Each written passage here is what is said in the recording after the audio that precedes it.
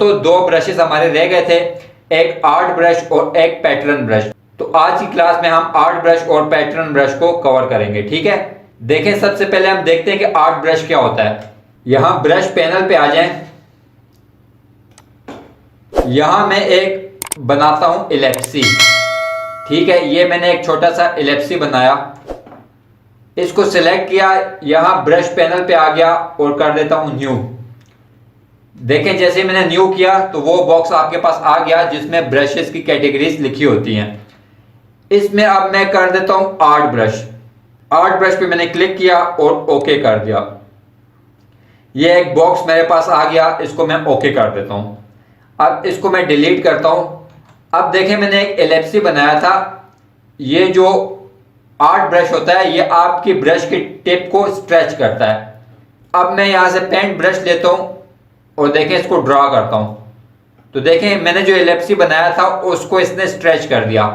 अगर मैं लंबा ड्रा करूं तो ये लंबा स्ट्रेच कर देगा, अगर छोटा ड्रा करूं तो छोटा स्ट्रेच कर देगा, अगर ऐसे कुछ बनाऊं तो ऐसे स्ट्रेच कर देगा, ठीक है। तो ये आपकी जो ब्रश की टिप होती है उसको क्या करता है, स्ट्रेच कर देता है। इसको अब एक और एग्जांपल से समझते हैं। देखें, मैं यहां एक लाइन लगाता हूं शिफ्ट की मदद से सीधी, ठीक है। इसको मैं स्ट्रोक दे देता हूं 4 और यहां स्ट्रोक पे आके इसको एरो हेड दे देता हूं एक, और एक इसको टेल दे देता हूं, ठीक है।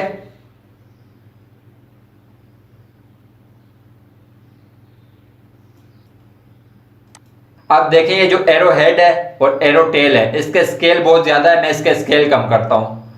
यहां आ जाता हूं, एरो हेड का स्केल कम कर रहा हूं, ठीक है।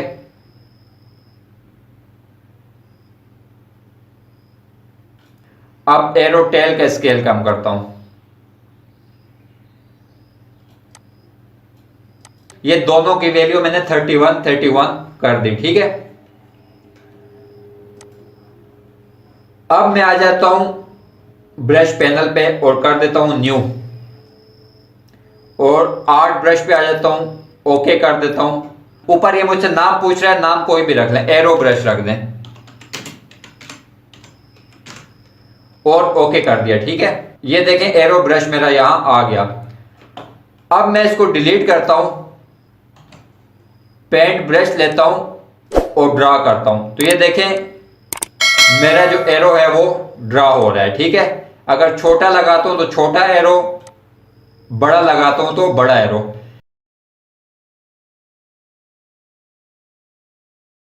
अब देखें, इसमें एक मसला है कि अगर मैं इसको लंबा ड्रा करता हूं तो इसका जो हेड है और टेल है तो ये भी बहुत ज्यादा स्ट्रेच हो रही है। मैं चाहता हूं कि ये दरमियान से स्ट्रेच हो, लेकिन इसका हेड और एरो जो है तो ये ज्यादा स्ट्रेच ना हो। मैं इसको डिलीट करता हूं। ये अपने एरो ब्रश पे मैं डबल क्लिक करता हूं। ये देखें, यहां एक ऑप्शन है स्ट्रेच बिटवीन, इस पे मैं क्लिक करता हूं तो ये देखें दो लाइंस आपको शो हो रही हैं। ये आपकी स्ट्रेच की रेंज होती हैं, ठीक है। इसको अगर मैं यहां रख दूं और इस लाइन को मैं यहां रख दूं तो ये मैंने इसको स्ट्रेच की एक गाइडलाइन बता दी। अब मैं ओके करूं, पेंट ब्रश लूं और देखें ड्रा करूं तो अब मेरा हेड और टेल जो है तो वो स्ट्रेच नहीं हो रहा, बल्कि इसके दरमियान से ये स्ट्रेच हो रहा है। तो ये हो गया आपका आर्ट ब्रश। अच्छा, आर्ट ब्रश में आप अपना टेक्स्ट भी ऐड कर सकते हैं। अगर फर्ज करें मैं यहां लिखूं पाकिस्तान और इसको सिलेक्ट करूं, यहां न्यू पे आ जाऊं, आर्ट ब्रश करूं, ओके करूं तो ये मुझे ब्रश बना के नहीं देगा।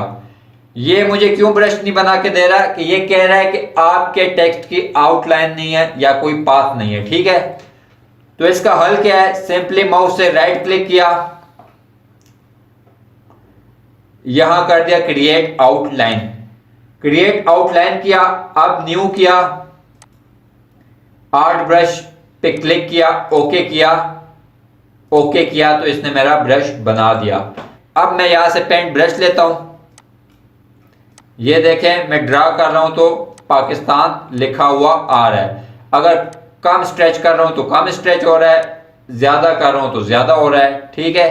तो ये मेरा हो गया क्या, आर्ट ब्रश। अब देखते हैं कि पैटर्न ब्रश क्या होता है। ठीक है, यहां से एक छोटा सा रेक्टेंगल में लेता हूं, ठीक है, और इसको मैं कलर कर देता हूं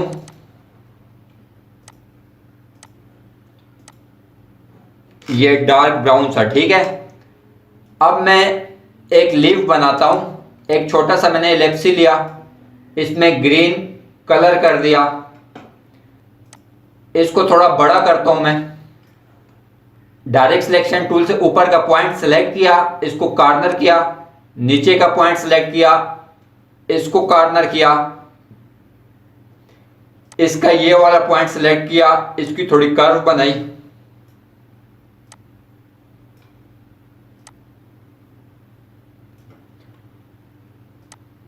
इसका ये वाला पॉइंट सिलेक्ट किया और हैंडल से इसको भी थोड़ा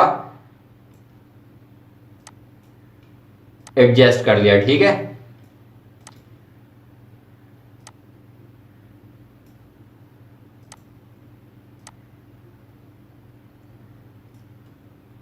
इसको अब मैंने सिलेक्शन टूल से सिलेक्ट किया और थोड़ा रीसाइज कर दिया। ऑल्ट से इसकी कॉपी ली, कंट्रोल डी किया, इसको मैं रख देता हूं यहां, इसको मैं रख देता हूं इसके नीचे, थोड़ा छोटा कर देता हूं, बड़ा है, इसको भी थोड़ा छोटा कर देता हूं।